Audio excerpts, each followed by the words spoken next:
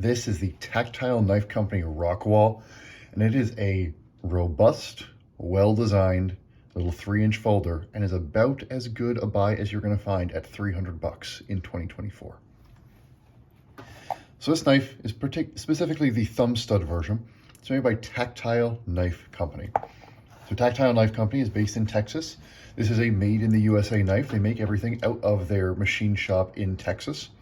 And Tactile Turn was around for years as one of the companies that was really driving that bolt action pen movement that was big, for 5-6 years prior to them making this knife here.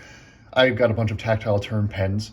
They are extremely well-made pens. They've had some QC issues on the pens, but they're one of the most prominent machined pen makers in the business.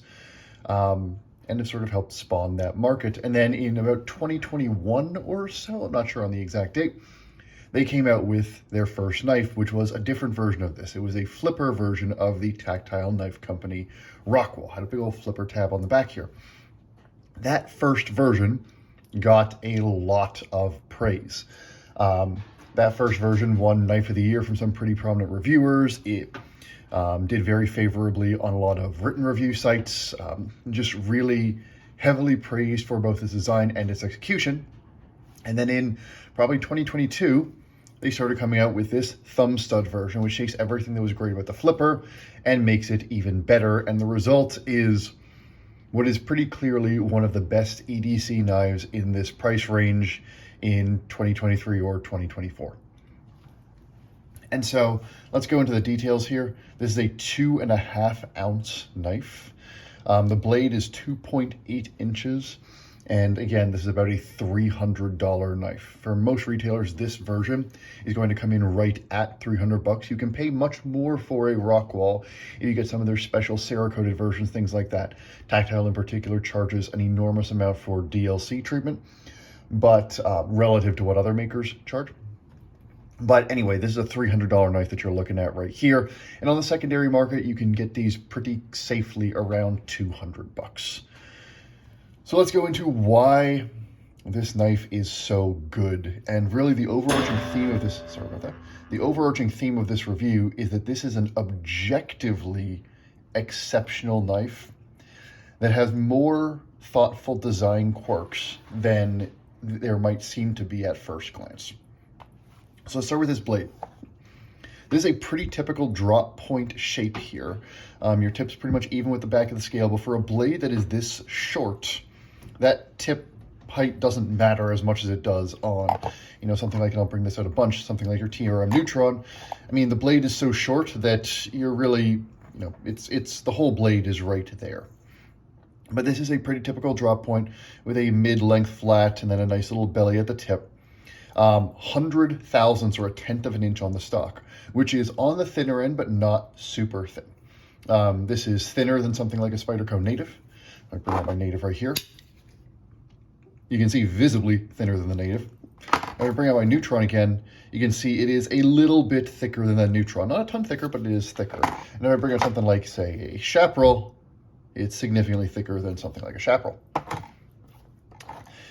And then when we look at how this blade was designed, we see they're actually carrying most of that thickness out for most of the length of the knife. So you can see here, most of the length of that knife is still that full 100,000th thickness. And they only start to taper the whole knife stock toward that tip there. Nice little swedge there. And that means there's not actually a ton of space for this blade to drop from that tenth of an inch thickness down to the edge. Now, what does that mean? That means that this is not going to be the sliciest knife in the world. The geometry tells you that. How slicey a knife is really a product of two things. I'll bring out the Neutron here because it's a good contrast. How thin is your blade stock at the spine? And how far do you have to drop from that blade stock down to your edge? There are other factors that matter, especially when you start talking custom makers and things like that. You can do hollow grinds, you can do aggressive flat grinds, you can do all sorts of really clever stuff to overcome that basic geometry. But for most production knives, if you've got either thinner stock or a further space for the knife to drop from that full stock thickness down to your edge, you're generally going to have a thinner edge. And if I compare these two, the differences in terms of pure sliciness are both in the Neutron's favor. It's got thinner blade stock, and it's got further to drop down to that edge. And it is true. This is not, especially because, you know, you got some super slicers in this 3-inch EDC knife range. This is not going to be the sliciest among them. This is not the sliciest 3-inch knife that you're going to find. But when I look at how this blade was designed, I have to believe that was intentional. This knife is a little thicker behind the edge, but it is thin enough behind the edge. It does slice well enough for virtually any EDC task you would actually need to do. Does it cut paper? Absolutely. Does it cut tape? Absolutely. If I put it to use out in the garden, can it cut delicate plant stems, things like that? Absolutely. Once I sharpened it, I'll get back to that.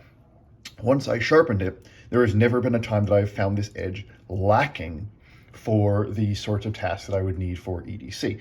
It's not going to be a supreme slicer, but it is more than good enough. And the benefit of that, not even necessarily the thicker blade stock, but the way that they have done this saber grind and the way they've kept that thickness for more of the blade than they would have if they did, say, a full flat grind or even an aggressive hollow grind, is this blade ends up being quite robust for a 3-inch knife. It feels quite robust, and when you use it, it's stable, it's secure, it's strong. It's very similar to something like the small Sabenza in that way, in that what Tactile seems like they're trying to do here with the way they have set this blade up is not to create, you know, another Spyderco Chaparral, another knife that is going to be one of the sliciest knives in your collection. You're trying to make a knife that can cut well enough, but that can also be pushed a little bit harder than you can push a lot of 3-inch knives. And in that case, they have succeeded on the blade front here. They've also succeeded on the handle front, but we're not talking about the handle yet. And this is because of the way they ground that blade, this is quite robust for a 3-inch knife. And one of the things that really helps with that robustness is the steel they've chosen, which is MagnaCut. MagnaCut, everybody knows about MagnaCut by this point. If you're watching a knife review on YouTube, you know about MagnaCut, but the long and short of it is basically M4 with the stainlessness of LC200. That's the easiest way that I think of MagnaCut in terms of performance, because most people that have been doing knives for a while know how great M4 is in terms of a mix of toughness and edge retention, and then MagnaCut took it and made it stainless. Tactile, when they started making knives, had some issues with their heat treat on their MagnaCut. Those seem to have been, if not fully resolved, all but fully resolved, and more recent releases, meaning for most of 2023, seem to have all been treating their MagnaCut to a hardness that most people want to see it at. Whereas some of their early MagnaCut was running a little soft, and people were getting some pretty poor edge retention performance out of it. But the MagnaCut looks good now, and the fact that you've got such a tough steel in particular on a knife this small, because MagnaCut is tougher, significantly tougher than your things like your M390, your 20CV, which are very common these days. It's even going to be tougher than your S35 VM, stuff like that. It's going to support the robustness of this knife and the robustness of this little blade. A couple other details on the blade here. The stonewash is very good, not exceptional. You can still see some machine lines through there, but it is a very good stonewash. I love these thumb studs. So these thumb studs, basically what they did is they took round bar stock. I have to assume it's titanium. I think it is titanium because they do some of these that are anodized. And they just milled some lines into it. You know, just put some fluting into it. But it works really well. These thumb studs, they're not actually sitting on the scale. So it's not like a Hinderer where you get, you know, the thumb studs adding lateral reinforcement. They're just very close, or if they are touching, then they're just barely touching, but I'm pretty sure they're not touching. But they're just really well, they're beautiful thumb studs. And then as we'll go through the action, they also function really well. The jimping is mostly ornamental. The stonewash has rounded off most of the harsh edges on the jimping. It does give you a little bit of grip, but it's more for indexing. It's more so your thumb knows where it is on the blade than it is really locking your finger in. But there is one negative I have to note on this blade, and this isn't specific to the Rockwall. This is for Tactile Knife Company. If you go on Tactile Knife Company's reviews on any of their retailers, and these are in a lot of retailers now, you will see a decent number of 1 and 2 star reviews. Tactile is one of those companies where you're seeing 5-star reviews and 1 and 2 star reviews. And frankly, you're seeing, if you just look at the knife community in general, there are a lot of people that are loving this knife that aren't leaving reviews. So the 1 and 2 star reviews are greatly exaggerated as a share of the population. But those negative reviews, you see it on the forum as well, have a pretty consistent theme. Some people have QC issues. Those are mostly the earlier versions. A lot of these pivots would tend to spin out, things like that. But a lot of people, not just for the Rockwall, but also for the Bear, the thing that's spelled like Bexar, their little slip joint, and even 1 or 2 people for the Maverick, have gotten Tactile Knife Company knives with terrible factory edges. And I have had that experience as well. This is my second Rockwall. This one I bought secondhand, so somebody else had already put an edge on it. But when I bought my first Rockwall directly from Tactile Knife Company, it basically could not cut paper. It cut worse than a Hinder XM18 with a Spanto grind. I mean, it was thick. The edge just wasn't there. I had the most ridiculous example of this was one of the Bears I bought. I don't have it anymore, but it's a little slip joint. It's like 50 thousandths the blade stock. I mean, it should be the sliciest knife in the entire world.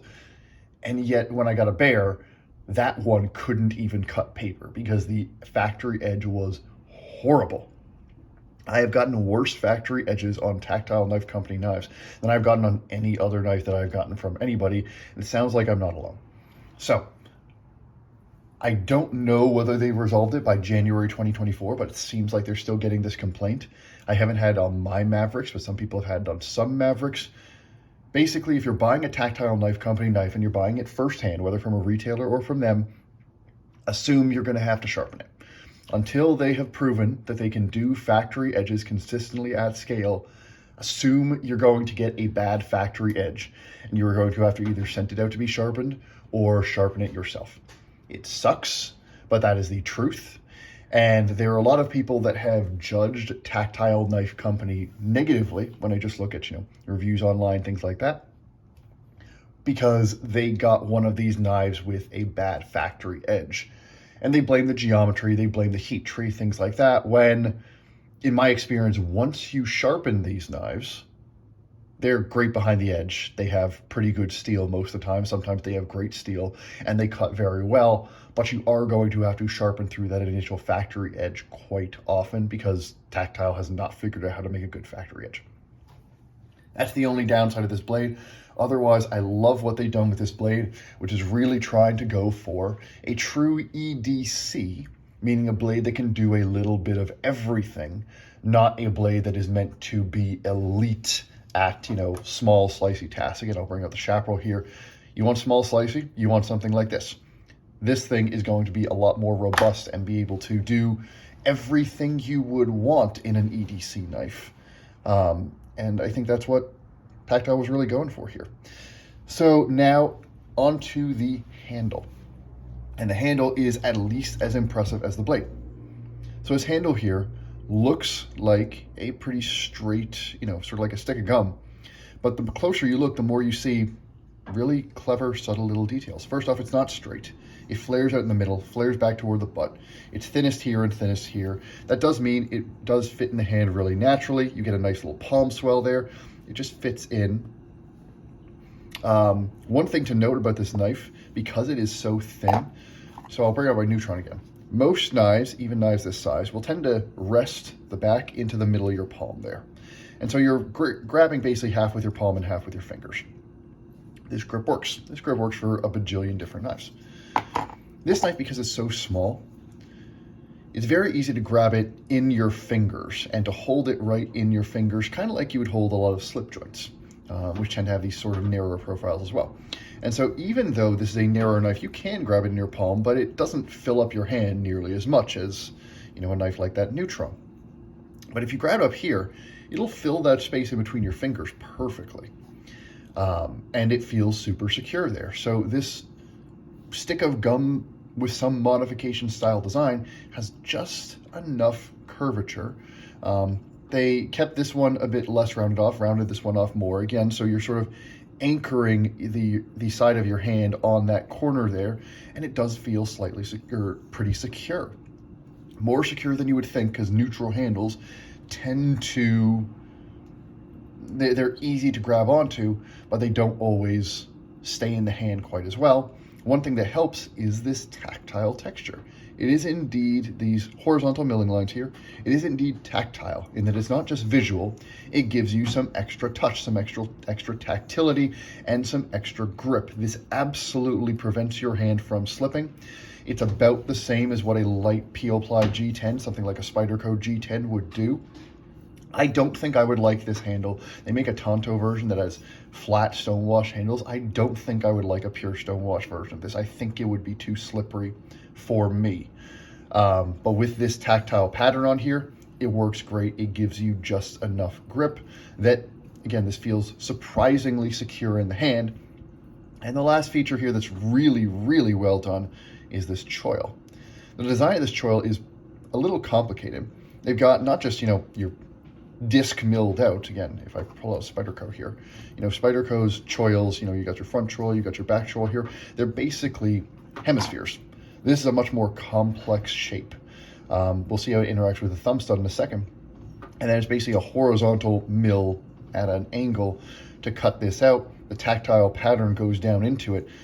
Because this choil is steeper on this front side and shallower on this back side, when your finger gets in there, it is locked in. My front finger here, my index finger, does not want to move out of that choil. It ends up being a very secure choil, and this grip here, with my index finger there, my thumb up on this jimping, and the knife sort of sitting in my knuckles there, is really secure and really comfortable. This is a great way to grip the knife, and this, because you've got such a good grip there with those fingers, you can roll it into your palm a bit if you need to.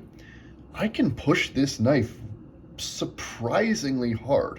You combine it with that little bit thicker blade stock, this ends up being a knife that feels sufficiently secure in the hand to push into much heavier duty and harder use tasks than you expect out of a knife like this.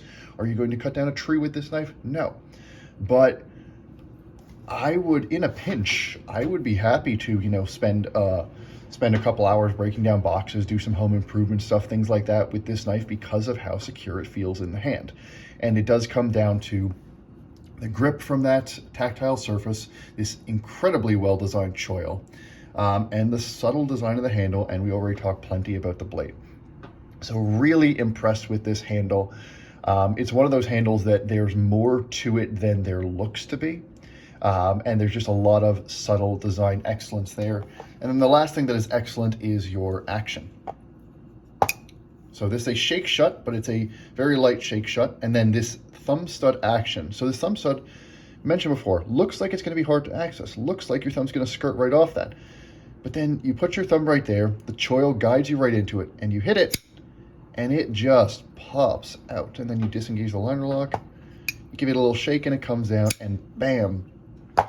It feels very much like if you've tried the, which is an even more expensive knife, the McNeese PM Mac 2, which is that really heavily praised thumb stud action. This feels very similar to the PM Mac 2 with a, it's not that it's a stiff detent. The detent is actually pretty light, but because this thumb stud has so little traction, it feels heavier than it is.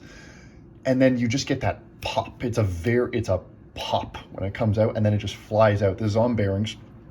And it's not drop shutty.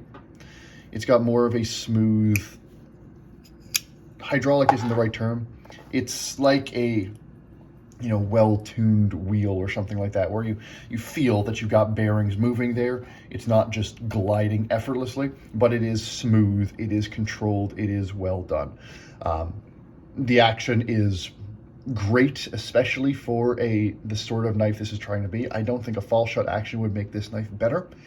Again, it fits with everything about this knife. It feels like Tactile is trying to make a little workhorse, a knife that can do all those EDC tasks very well, that you can just pick up and you can feel secure that's going to do what you need for the day. And then the most exceptional feature of this knife is when you fold it up like that. The blade nestles entirely into the handle. This is such a small knife in the pocket. I mean, this is literally like a stick of gum. It's a thicker stick of gum, and this thickness is part of why it feels so good in the hand, because even though it's very thin this way, it is a little bit thicker, which makes it more secure in the hand, gives you more to grip onto. But if I compare this to the two knives that I brought out earlier in the pocket, which are our Neutron and our Native, it's about half the size in the pocket of the Native. If I put them right next to each other, I'll put it in the middle. It's about half the size in the pocket of the Native. And it's about 2/3 the size in the pocket of the Neutron. This knife is so small in the pocket. And by the way, the clip is great. Bent clip, super functional, right in the corner here. It's just, it's and wraps around a very interesting way into the back spacer. It's a very well done clip, very effective, no issues with it. It's simple, thoughtful, well done. This knife is so small in the pocket. The only other knife I can think of, and I've made this comparison a couple times already in this review, is it's sort of like the Sebenza, in that the way that blade folds up almost entirely into the handle, you get as much knife as you possibly can within this handle profile. And I mean, looking at these two knives next to each other, they're both extremely capable knives. And they can both be pushed just about as hard. I would push my Native a little further just because the ergonomics are so exceptional and that blade stock is thicker. But these are both, you know, sort of harder use small knives in that they are small knives that you can push pretty hard. But this one takes up so much less space in your pocket than the Native does. And it's really impressive. And that was sort of, when you think about everything this knife is doing, it feels like that was their primary design constraint here, where they wanted to make this really thin knife profile. Again, the Sebenza is an obvious predecessor to that sort of design, and see how much knife they could get out of that tiny profile. And what they did is they then went for, okay, you know, we're not gonna have the sliciest knife in the world, or we don't want paper thin stock, we'll do that in the Bear. And let's make this robust, let's make this a true EDC, something you can push a little further so that you've got the smallest real estate possible in your pocket, and you can still use it for whatever you need to use a knife for. And it feels like they've done everything that they needed to execute on that. And then when we talk about the price, this is made in the USA, machined at quite tight tolerances. This isn't going to be like a Koenig. It's not trying to be like a Koenig. You've got lots of really good details. Again, they're using MagnaCut, which isn't an expensive steel, but it is a good steel. You got these custom thumb studs. You've got a custom pivot here. These might even be custom hardware over here. I'm not sure. They're not obviously custom, but you got a custom clip. You got some internal milling. This ends up being a little handle heavy because even though it's 2.5 ounces, it feels heavier than 2.5 ounces because the knife is so small. It's a dense little thing.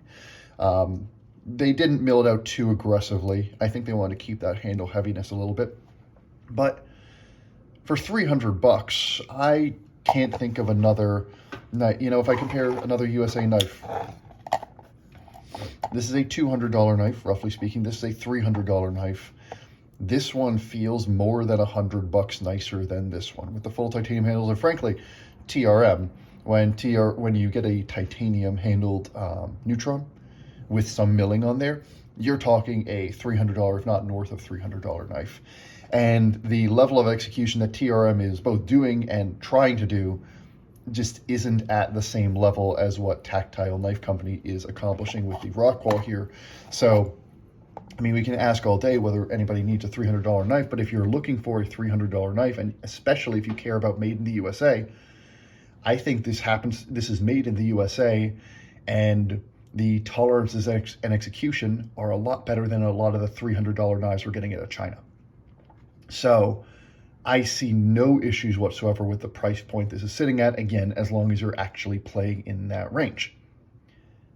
And so there's only one issue, which is more theoretical than practical, which is this lock bar. It is a liner lock, and this lock bar, it feels flimsy. The lockup is fine, it's secure. If I really press on the blade, you can see here, I can get the blade to deflect just a little bit, meaning I can get this lock bar to flex if I really press down on it. Am I ever going to press that hard in practical use? No. But you know, when a lot of us are used to these super strong lock bars these days, it is a little skeevy to have one that does allow a bit of that blade flex, that does have some lock bar deflection. And when you've got a handle that's this robust, given relative to its size, the lock bar does feel flimsy. There are a couple reviews online, or a couple reviews, you know, you go onto Knife Center, things like that. There are a couple people that have complained that they've had lock bar failures on them, that this lock bar has been weak to the point that it has failed. I had a very close call on my first Rockwall, which was one of their first runs, and a lot of their QC stuff has improved since those earlier runs.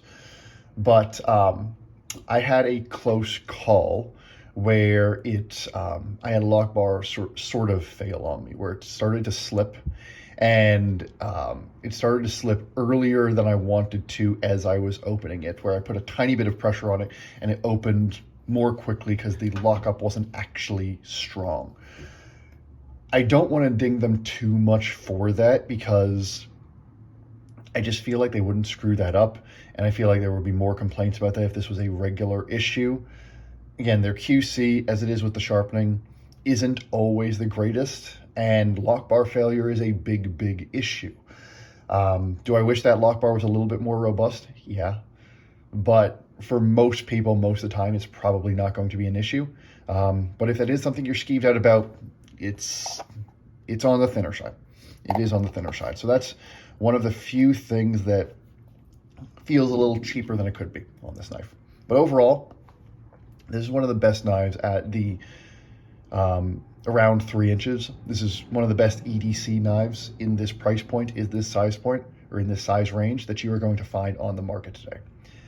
Everything that they set out to do, they executed very well, and they set out to do something very interesting and very clever, which is create a really small, really pocketable knife that you can push hard and that can be a true EDC, in the sense that it can do just about everything you would need until you step up to a significantly larger knife. So really impressed with the design, really impressed with the execution. This knife deserves all the praise that it has gotten. And I think if you're looking at this sort of knife, if this sort of knife interests you, then give the Rockwall a shot. And I think that you will like what you see, like what you feel, and like it in use. Hope this was a good use of your time, and I will see you again soon.